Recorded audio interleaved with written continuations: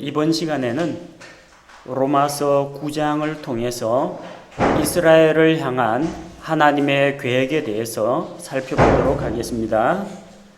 로마서 9장부터 11장까지 내용은 전체 흐름 가운데에서 마치 삽입된 것처럼 보입니다. 갑자기 이스라엘을 다루는 특별한 이야기가 나오기 때문에 그렇게 보이는데, 실은 삽입이 된 게 아니고 자연스럽게 연결되는 내용이라는 것을 우리가 기억해야겠습니다. 우리가 로마서 1장부터 8장까지 해서 하나님의 구원 계획에 대해서 살펴보았죠. 모든 사람은 죄인이라는 것과 예수 그리스도의 구속으로 인해서 우리가 죄의 용서를 받고 구원받을 수 있다는 것을 살펴보았습니다. 그리고 8장에 들어와서 구원의 확신에 대해서 살펴보았습니다. 구원의 안전보장, 안전하고 확실한 구원에 대해서 언급한 다음에 그리스도인의 생활로 넘어가기 이전에 9장부터 11장까지 말씀을 통해서 하나님의 구원 계획 가운데 이스라엘 민족을 향한 구원에 대해서 다루고 있습니다. 즉 하나님의 복음이 미치는 범위는 어디까지라고 했습니까? 전 세계 모든 사람들이죠. 먼저는 유대인에게요. 또한 이방인들, 그리스 사람들에게 미친다고 했습니다. 그런데 현재 이방인들이 하나님께 회개하고 믿고 돌아오는데 유대인들은 어떻게 된 것이냐는 겁니다. 유대인들이 하나님을 믿지 않고 예수 그리스도를 구세주로 받아들이지 않고 있는데, 그럼 그들은 버림받은 것이냐? 하나님께서 그들을 향해서 어떤 계획을 가지고 계시느냐? 그걸 다루기 위해서 9장부터 11장까지 내용을 기록하고 있는 것입니다. 우리가 이 로마서 9장부터 11장까지를 읽을 때나 공부할 때 기억해야 할 것은, 로마서 9장부터 11장까지는 한 개인의 구원 문제를 다루지 않습니다. 한 민족을 다루고 있습니다. 그래서 개인 구원에 대한 것이 아니라 하나님이 민족을 선택하시고 민족을 통해서 어떤 일을 하시고 마침내 그 민족을 돌아오게 하신다는 그런 내용입니다.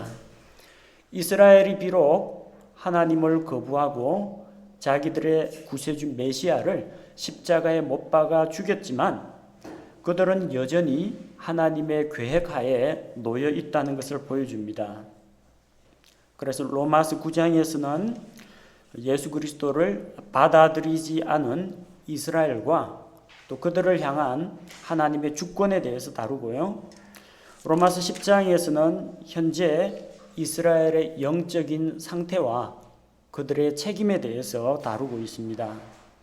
또한 11장에서는 하나님께서 이스라엘을 버리지 않으셨고 그들을 통해서 온 세상이 구원을 받도록 계획하셨다는 것과 이스라엘이 마침내 마지막 날에 민족적으로 회개하고 돌아옴으로 말미암아 하나님 앞에서 회복이 될 것이라는 것을 11장에서 다루고 있습니다. 이런 내용을 먼저 우리가 염두에 두고 로마서 9장을 살펴보도록 하겠습니다. 그래서 이번 시간에는 로마서 9장 1절부터 13절까지 말씀을 통해서 이스라엘을 향한 하나님의 계획이 무엇인지 알아보고자 합니다. 먼저 1절에서 3절에서는 사도 바울의 개인적인 근심과 슬픔에 대해서 다루고 있습니다. 바울이 왜 슬퍼합니까?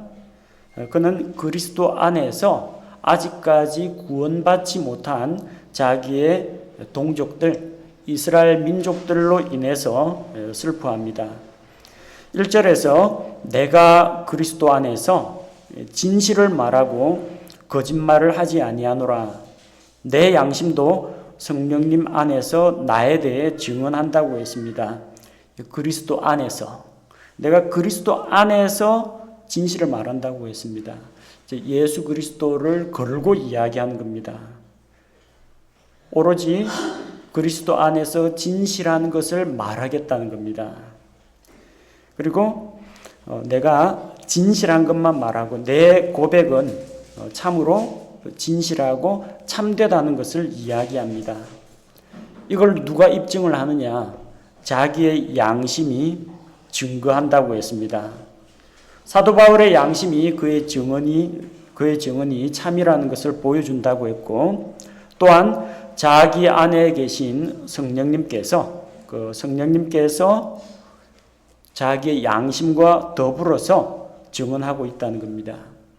바울이 슬퍼하는 이런 마음속의 슬픔은 단순히 인간적인 감정이나 동정심에서 비롯된 것이 아니라는 겁니다. 내적인 슬픔입니다. 내부에 누가 계세요? 성령 하나님께서 계십니다.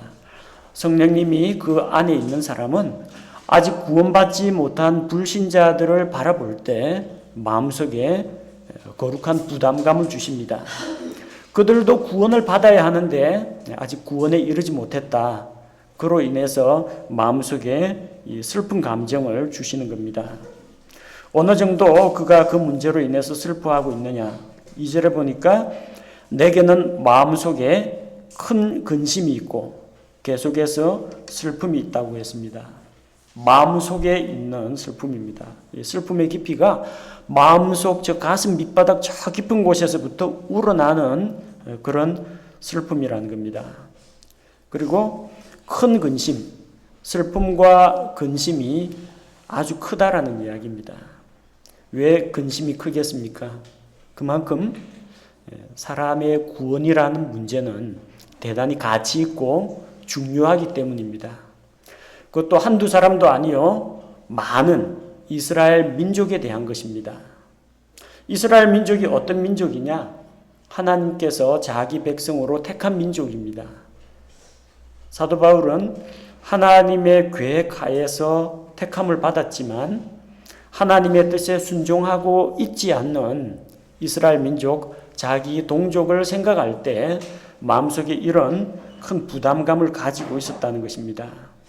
또한 그 근심이라는 것은 계속해서 슬픔이 있었습니다. 가끔가다 생각나는 것이 아닙니다. 일회적인 그런 관심이 아닙니다. 지속적으로 자기 동족에 대한 구원에 대해서 관심을 두고 있었다는 겁니다.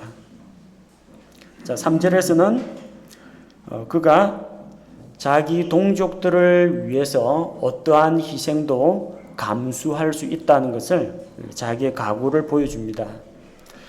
육체에 따른 내 형제들, 내 친족들을 위해서라면 차라리 내 자신이 그리스도로부터 저주받기를 바랄 수도 있으리니.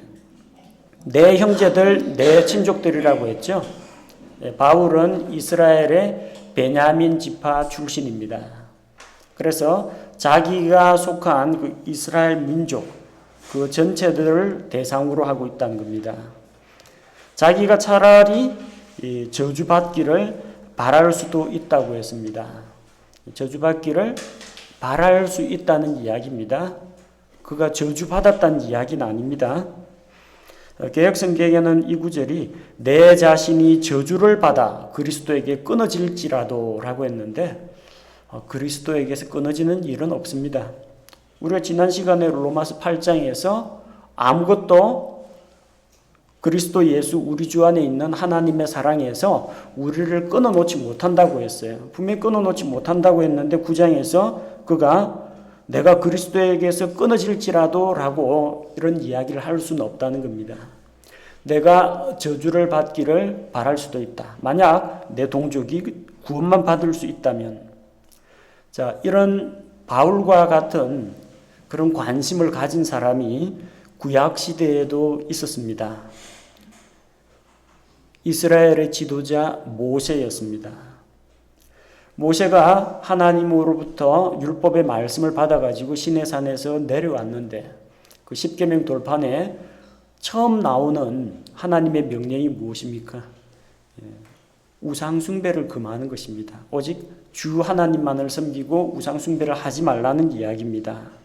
근데 내려와 보니까 그들이 금송아지를 만들어서 우상숭배를 하고 있었습니다. 하나님께서도 노여워하셨습니다. 차라리 이 민족을 그냥 다 쓸어버리고 내가 모세 너로 하여금 새로운 민족이 시작이 되게 하겠다. 어떻게 들으면은 그런 제안이 귀가 솔깃할 수도 있는 제안입니다만 모세는 그렇게 하지 않았죠. 차라리 주의 책에서 나를 지워버리소서. 대신에 이 민족은 살려달라는 이야기입니다. 왜 그렇게 해야 됩니까? 하나님의 영광 때문입니다. 하나님께서 크신 권능과 영광으로 이집트에서 그들을 구출해 내셨는데 약속의 땅에 가기도 전에 광야에서 그들이 다 죽게 된다면 주변 이방 민족들이 하나님을 가리켜 뭐라고 하겠습니까? 주 여호와께서 그들을 이집트에서는 데리고 나왔는데 약속의 땅에 인도할 능력이 없으니까 광야에서 죽였다고 하면은 하나님의 이름이, 하나님의 영광이 가려지지 않겠느냐는 겁니다. 그래서 저 범죄한 이스라엘 백성들을 위해서 모세가 기도를 합니다. 만약 주께서 우리와 함께하지 아니하시고 이 백성을 그 땅으로 인도하여 들이지 않으실 작정이라면 차라리 주의 책에서 나를 지워달라고 했습니다. 이것은 구원의 취소를 말하는 것이 아닙니다. 모세가 이야기하는 것은 어린 양의 생명책에서 이름을 지워달라는 이야기가 아닙니다. 주의 책에서 나를 지워달라고 했고 시편 기자는 이것을 가리켜서 산자의 책에서 자기 이름이 지워진다고 했습니다. 산자의 책. 그러니까 생명책이 아니고 산자의 책입니다. Book of Life하고요, Book of Living은 서로 다른 단어입니다. 산자의 책은 뭐예요? 이 세상에 누가 출생하면은 그 사람의 이름이 책에 기록되는 겁니다. 곧 창세로부터 마지막 심판에 이르기까지 이 세상에 육신을 입고 태어난 사람의 모든 이름이 기록되어 있는 책이 산자의 책이에요. 죽으면 어떻게 되느냐? 호적에 빨간 줄 가는 겁니다. 이름이 지워지는 겁니다. 살아있는 자만 기록이 돼요. 주의 책에서 나를 지워달라는 것은 자기의 육신의 생명을 끊어달라는 이야기입니다. 모세도 그랬고 엘리야도 그랬고 종종 이렇게 자기 육신의 생명을 버릴 각오를 했습니다. 차라리 즉시로 나를 죽여서 나의 곤고함을 보지 않게 하소서. 이건 자기가 죽어서 지옥 가겠다는 이야기가 아니고요. 구원에서 떨어져 나간다는 이야기가 아닙니다. 하나님 이 육신의 생명을 끝내고 평안하게 이 고생하지 말고 안식을 누리기 원한다는 이야기입니다. 자, 모세는 자기 자신이 주의 책에서 지워질지라도 자기 육체의 생명이 끝날지라도 하나님께서 이 범죄한 백성을 용서하시고 조상들과 하신 약속을 지켜주시기를 원했다는 겁니다. 똑같이 사도 바울 역시 그런 심정입니다. 구원의 취소가 되는 것은 불가능하다는 걸 너무나 잘 알고 있기 때문에 내가 차라리 저주를 받는다고 할지라도 저주를 받기를 바랄 수도 있는데 만약에 내 동족들이 구원을 받을 수 있다면 차라리 저주받기를 바랄 수도 있다고 했습니다. 그만큼 자기를 희생할 수 있다는 이야기입니다. 동족들의 구원을 위해서. 자기들의 그 동족들 이스라엘 민족은 하나님으로부터 정말 대단한 특권을 받은 사람들입니다. 그들은 이스라엘 사람들입니다. 그들에게는 양자 삼으심과 영광과 언약들과 율법을 주심과 하나님을 섬김과 약속들이 속해 있고 조상들도 그들의 것이요 육체에 관한 한 그리스도께서도 그들에게서 나셨으니 이 놀라운 복을 가지고 있는 민족이 이스라엘 민족이에요. 그들은 유대인들은 이스라엘 사람들이라고 불립니다. 본래 이름은 야곱이죠. 그런데 이스라엘이라는 이름을 얻었습니다. 이스라엘은 야곱의 새로운 이름이요. 야곱의 아들들, 그 야곱의 자손들의 이름을 이스라엘 민족이라고 합니다. 이스라엘이라는 이름이 무슨 뜻이냐면 창세기 32장 28절에 나오는 것처럼 하나님께서 주신 이름이에요. 하나님과 겨루어 이겼다는 이야기입니다. 물론 사람이 하나님을 억누르고 이길 수는 없습니다. 하나님을 감복시키고 하나님께서 마침내 그의 기도, 그의 소원을 들어주셨다는 이야기입니다. 그에게 축복을 강구했는데 축복을 받기까지는 놓지 않겠다고 매어 달렸죠. 그래서 하나님께서 그 구하는 것을 허락하셨다는 겁니다. 내가 이겼다는 겁니다. 그들은 이스라엘 사람들, 이 놀라운 이름을 가지고 있습니다. 그들에게는 양자 사무심이 있습니다. 이 양자 사무심이라는 것은 우리가 로마서 8장에서 나온 것처럼 성령님을 통해서 양자 사무심하고는 다른 이야기입니다. 이스라엘 민족이 양자 사무심 입었다면은 이스라엘 민족은 집단적으로 구원받는다는 이야기냐? 그런 의미가 아닙니다. 성경에서 이스라엘은 주의 아들입니다. 주의 아들, 여호와의 아들입니다. 출애굽기에 나오죠. 하나님께서 내 백성, 나에게서 낳은 아들, 내 장자 이스라엘을 보내라고 파라오에게 이야기합니다. 여호와께서 나의 처음 난 자들 이스라엘을 보내라고 하셨습니다.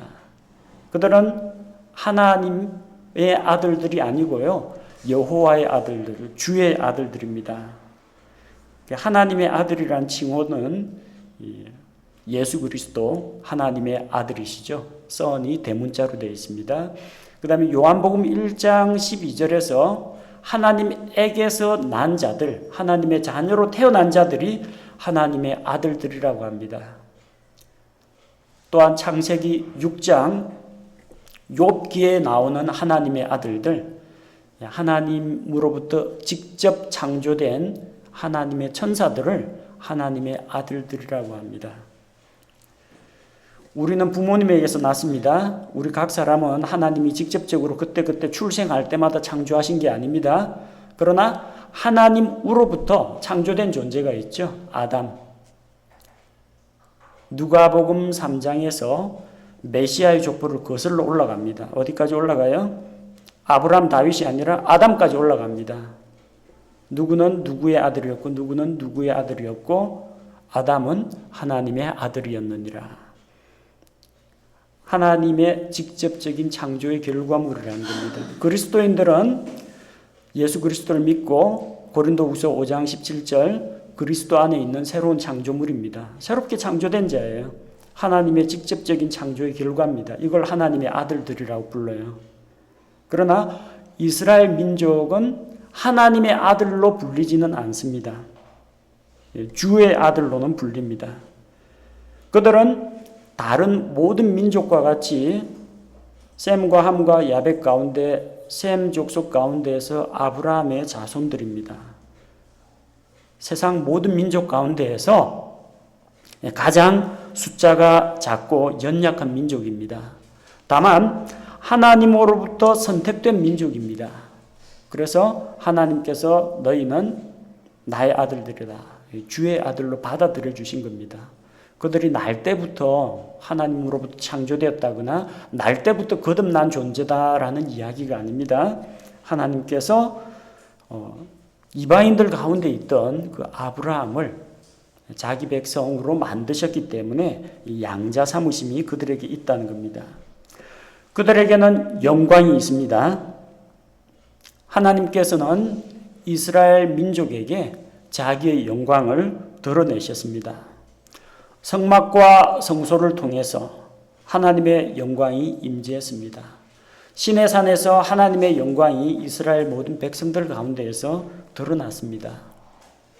아무도 하나님께서 나타내 보여주시는 그런 영광을 직접 본 민족들이 없습니다. 이스라엘 민족들에게 하나님께서 그걸 허락하셨다는 겁니다. 또한 그들에게는 언약들이 있습니다. 세상 어떤 나라도 하나님과 친히 어떤 조약을 맺었다, 언약을 맺었다는 기록이 없습니다. 오직 이스라엘만이 하나님과 언약을 맺었습니다. 구약 성경에는 그 5가지 언약이 나오는데 그 언약에 대해서는 잠시 뒤에 다시 정리하도록 하겠습니다. 자, 그리고 그들에게는 율법이 있습니다. 율법은 하나님의 법이요, 하나님의 말씀입니다. 이스라엘을 통해서 하나님께서는 율법을 주셨어요. 율법을 통해서 하나님이 누구시며 어떠한 분인지, 얼마나 거룩하고 능력이 많으신 분인지 다 보여주셨습니다. 그래서 거룩하신 하나님을 본받아 내가 거룩하니 너희도 거룩할지어다. 그들에게 거룩한 삶을 요구하셨습니다. 이것이 그들의 생활의 지침이요, 하나님께서 주신 삶의 원리들이 율법에서 다 나오는 것입니다. 세상 어느 민족도 하나님으로부터 율법을 받지는 못했습니다. 오직 이스라엘이 받았습니다. 또 그들에게 무엇이 있습니까? 그들에게는 하나님을 섬김이 있습니다. 여기 섬김이라는 게 서비스라고 되어 있죠. 우리 하나님께 드리는 예배를 서비스라고 합니다. 하나님을 섬기는 것, 하나님께 드리는 예배가 그들에게 있습니다. 구약 시대에 희생물을 통해서 그들은 하나님께 나아가서 희생 제사를 드렸습니다. 그분 앞에 나아가서 시로 찬미하고 악기를 연주하면서 하나님께 경배를 드렸습니다. 하나님을 섬기고 예배를 드렸습니다. 또한 약속들이 그들에게 있습니다. 수많은 약속들이 있습니다. 이스라엘을 향한 여러 약속들이 있는데 가장 대표적인 것이 아브라함의 씨를 통해서 다윗의 집안을 통해서 메시아가 오실 것이라는 약속이 그들에게 주어졌습니다. 자, 조상들도 그들의 것이라고 했습니다. 이스라엘의 조상들, 아브라함과 이삭과 야곱. 하나님께서는 특별히 자기를 가리켜서 아브라함의 하나님이요, 이삭의 하나님이요, 야곱의 하나님이라고 말씀하셨습니다. 그들은 믿음의 조상들의 후예라는 것입니다. 좋은 혈통, 좋은 가문에서 태어났습니다. 또한 육체에 관한 한 그리스도께서도 그들에게서 나셨으니 구원자이신 예수 그리스도께서 그들에게서 나셨습니다. 메시아가 이스라엘 민족을 통해서 오셨다는 겁니다. 얼마나 놀라운 특권입니까? 그런데 이런 놀라운 특권을 가지고 있음에도 불구하고 하나님을 믿지 않고 있다니 이 얼마나 안타까운 노릇입니까? 그래서 자기도 이스라엘 사람 중에 한 사람으로서 자기 민족을 통해서 그런 답답함과 갈급함과 마음속에 큰 근심과 슬픔이 있다는 것입니다. 자, 그래서 이어지는 내용은 하나님께서 아브라함의 씨 그리고 이스라엘 약속의 자녀에 대해서 말씀을 하시는데 하나님의 그 약속에 대해서 우리가 살펴보기 전에 먼저 구약 성경에 나오는 5가지 언약에 대해서 간단하게 먼저 정리를 하고자 합니다. 구약 성경에 나오는 5가지 언약, 구약 결혼 공부하신 분들은 아마 이미 배웠을 겁니다. 첫 번째는 아브라함 언약입니다. 아브라함 언약인데 이 아브라함 언약은 하나님께서 아브라함이 저기 갈대아 우르에 있을 때 먼저 언약을 주셨습니다. 창세기 12장 1절에서 3절 내용은 이미 갈대아 우르에서 주신 약속입니다. 아브라함으로부터에게 그 우상의 도시에서 떠나라고 하셨죠. 떠나가지고 하나님께서 지시하실 땅으로 가라고 했습니다. 어디로 가라고 주소나 좌표는 알려주지 않으셨고요. 지시할 땅으로 가라고 하셨습니다. 일단 나가는 게 우선입니다. 우상의 도시 갈대아 우르에서 벗어났습니다. 가다 보니까 하란에 머물렀어요. 아버지 데라와 함께 하란에서 한동안 머물다가 데라가 죽은 다음에 가나안 땅으로 들어오게 됩니다. 그리고 창세기 12장 1절에서 3절에서 이전에 아브라함에게 하나님께서 나타나셔서 하셨던 그 약속을 보여주신 겁니다. 그리고 이 약속은 창세기 15장이나 17장이나 22장에 가면서 계속해서 반복이 됩니다. 반복이 됨과 동시에 조금씩 더 구체적으로 자세히 일러주십니다. 크게 아브라함 언약 가운데 들어있는 것은 세 가지로 요약될 수 있습니다. 첫 번째는 씨에 대한 약속입니다. 내 씨로 인해서 땅의 모든 가족들이 복을 받을 것이라고 했습니다. 아브라함의 씨, 단수입니다. 씨들이 아니고 단수예요. 아브라함의 후손으로 오실 한 분, 예수 그리스도에 대한 것입니다. 그 다음 땅에 대해서 약속을 하셨습니다. 약속의 땅 가나안 땅을 주기로 하나님께서 약속을 하셨고요. 그래서 팔레스틴 땅을 얻게 하셨죠.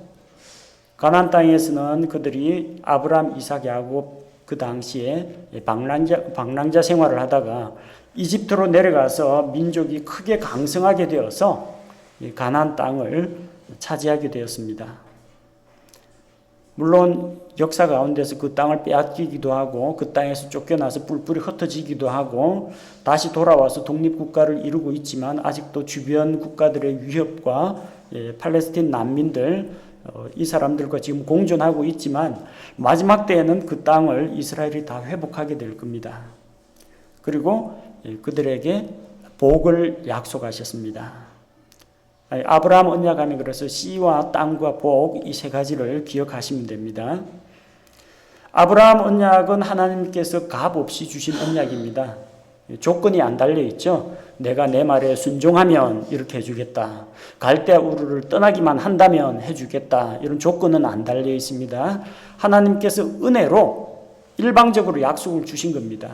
너를 통해서 내가 이런 일을 이루겠다.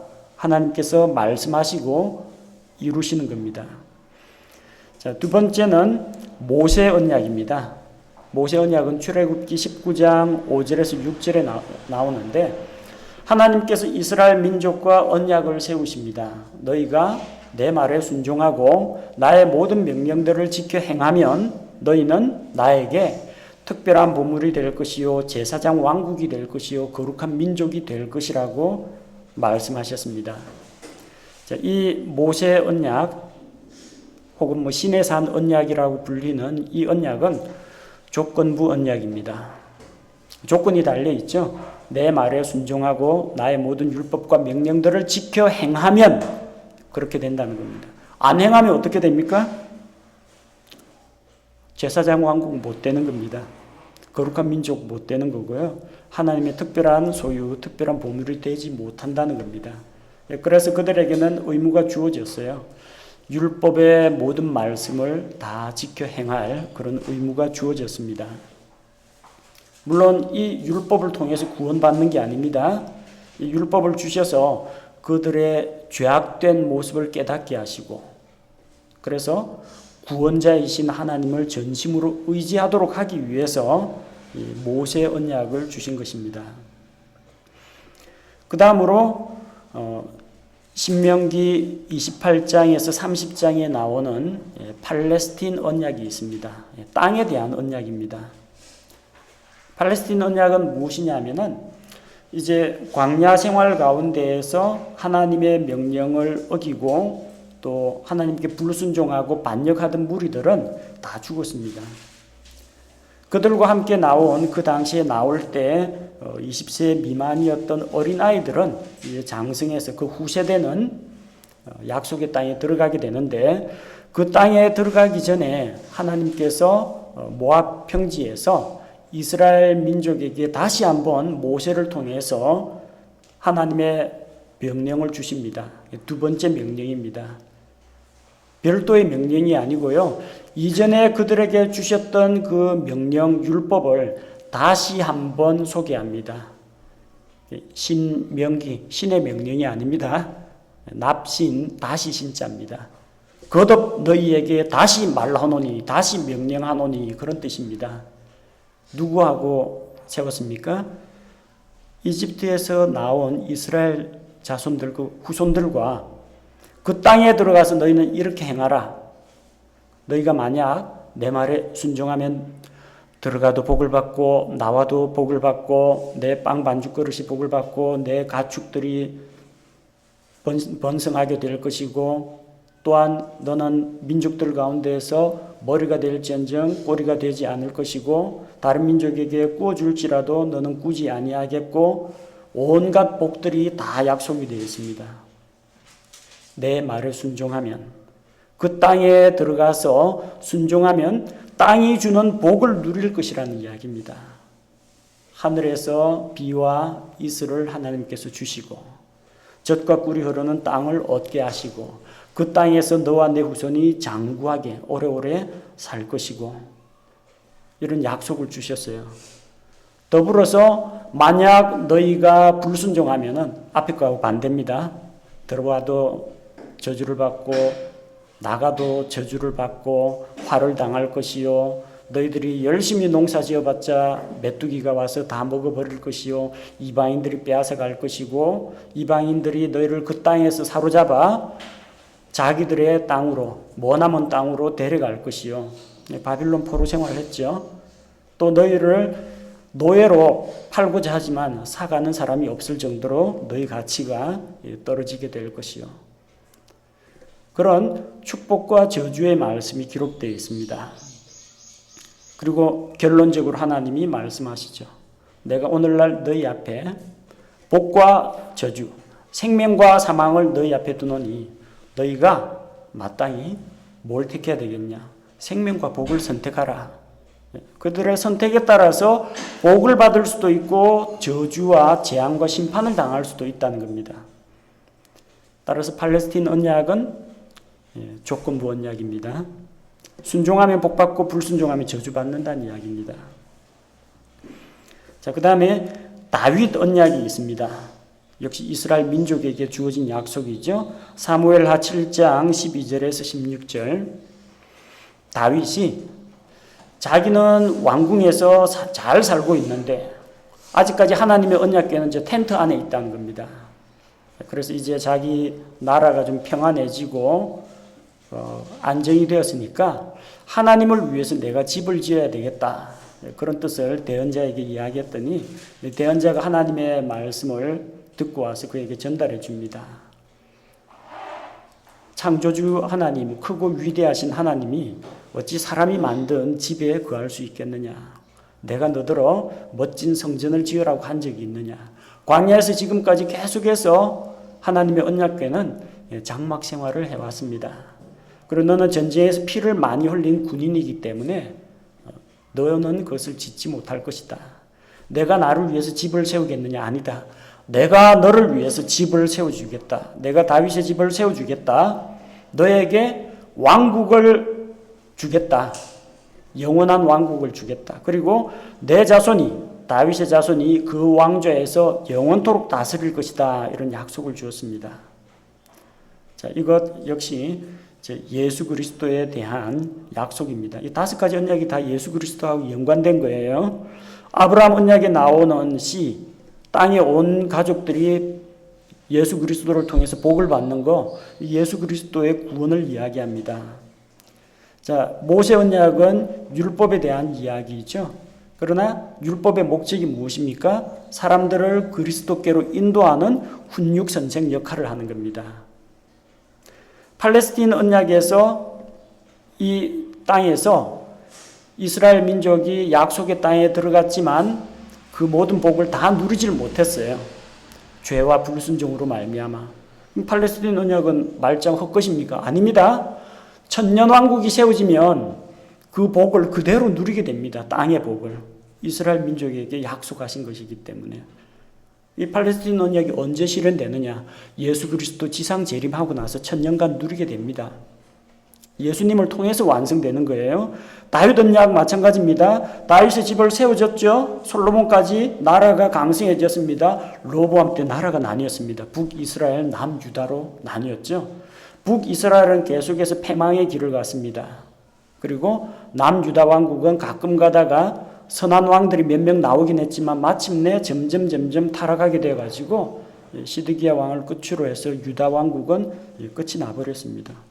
아니, 하나님께서 다윗의 왕국이 영원하다고 했는데 왕국이 끝나면 어떡합니까?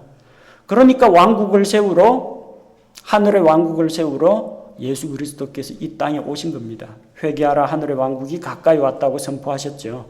물론 당대 이스라엘 사람들이 받아들이지 않았지만 하늘의 왕국은 천년왕국 때 반드시 세워집니다.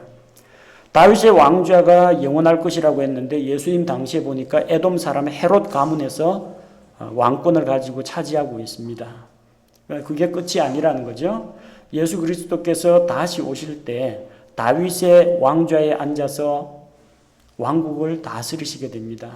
온 땅이 예수 그리스도의 소유가 됩니다. 해 뜨는 데부터 해 지는 데까지 물이 바다를 덮음같이 온 세상이 땅끝까지 이르러 예수 그리스도께서 철장 권세로 다스리게 됩니다. 곧 이 다윗 언약도 예수 그리스도를 통해서 천년왕국에서 이루어진다는 겁니다. 다음으로 새 언약, 예레미야 31장 31절에서 34절에 나오는 새 언약이 있습니다. 새 언약의 내용은 무엇이냐면 그 돌판에 새긴 율법의 말씀을 줬는데 이 사람들이 지키지를 못하는 거예요. 그래서 하나님께서 어떻게 해요? 각 사람의 마음판에다가 그 율법을 새기신다는 겁니다. 그래서 그 말씀을 따라 행할 수 있도록 하고 또한 그들의 죄를 용서하고 영원토록 기억지 아니하시겠다.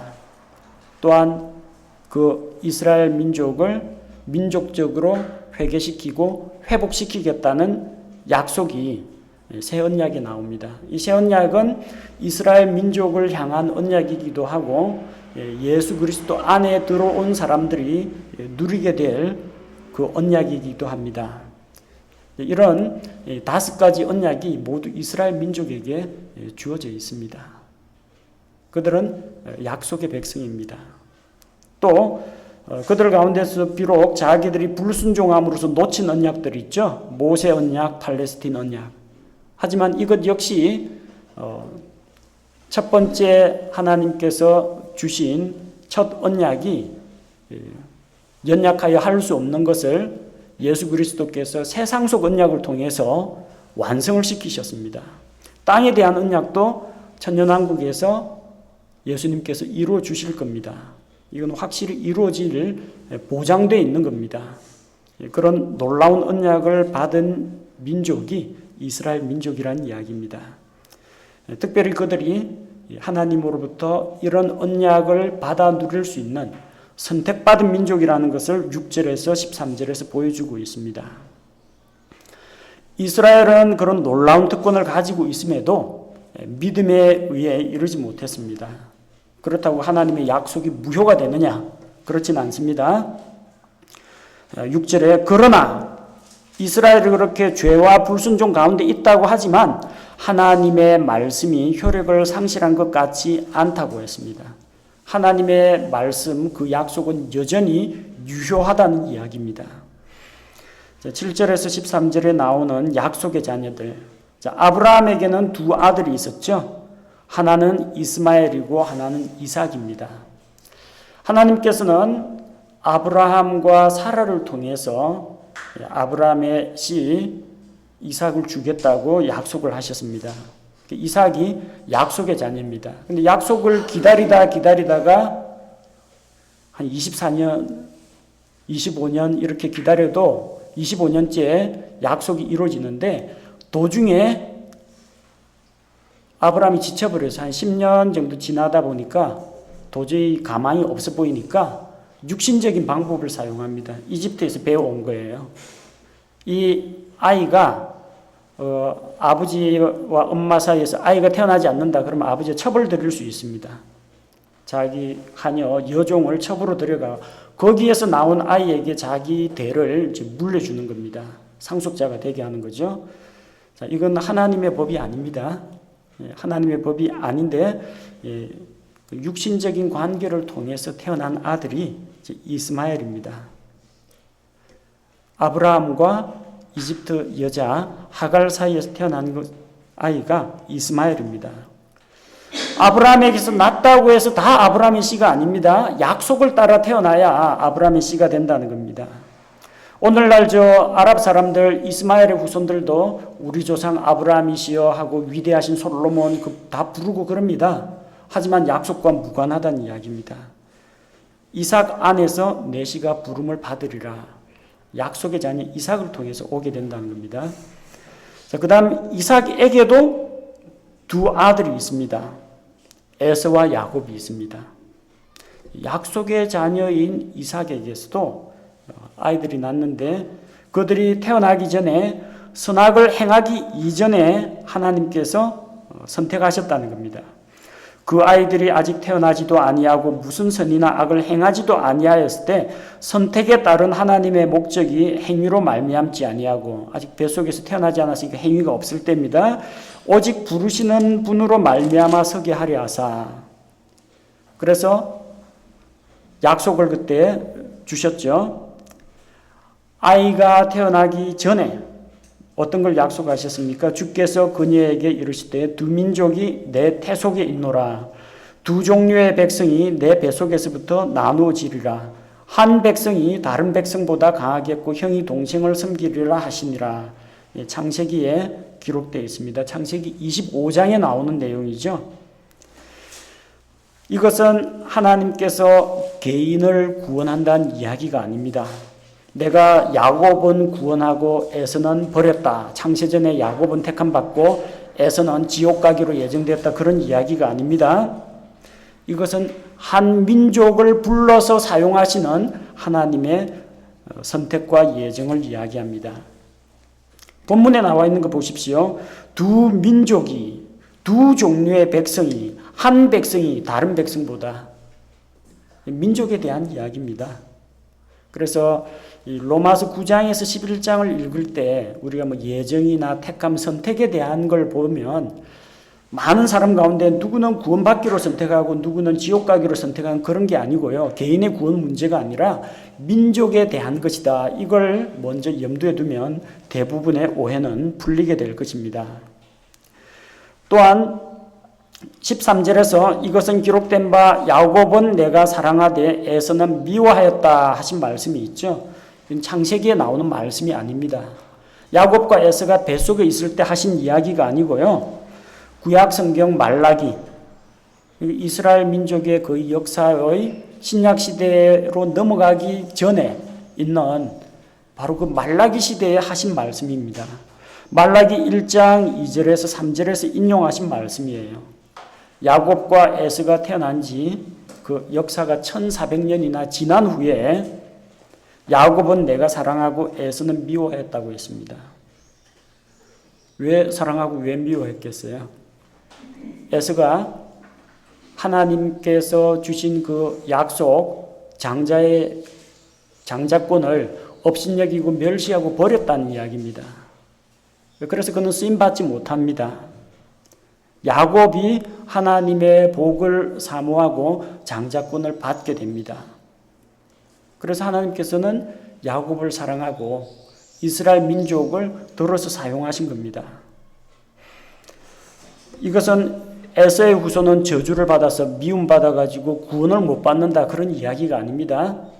이스라엘 민족을 쓰실 것이냐 에서 민족을 쓰실 것이냐 구원에 대한 선택이 아니고요. 하나님의 도구로 쓰임받는 사역에 대한 선택을 이야기합니다. 에서 민족도 천년왕국 들어갑니다.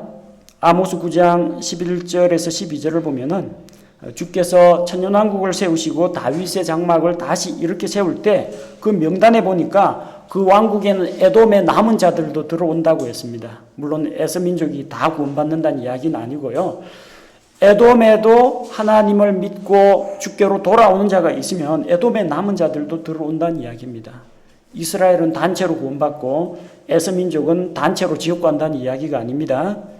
그 민족을 하나님께서 쓰신다는 이야기입니다. 하나님께서는 자신의 선하신 목적을 위해서 누가 태어나기도 이전에 미리 그를 선택하실 수가 있다는 겁니다. 혹시 그 사람이 말 안 들으면 어떻게 해요? 선택했는데 하나님께서는 미래를 알고 계십니다. 미리 아심이 있습니다. 그래서 하나님께서는 야곱이 쌍둥이지만 간발의 차이로 늦게 태어나가지고 장자권에 대한 열망이 있다는 것도 알고 계셨고, 에서가 팥죽 한 그릇에 장자권을 팔 것도 미리 다 알고 계시는 겁니다. 하나님이 알고 계시기 때문에 예정도 가능한 겁니다. 미리 아심을 통해서 어느 민족을 이 들어가지고 사용하실 것인지 도구로 쓰실 것인지 알고 계신 겁니다. 그래서 자신의 선하신 목적을 위해서 한 민족을 선택하십니다. 물론 이스라엘이 불순종하죠. 불순종하면 또 대언자들을 보내가지고 바로잡고 이끌어 주십니다.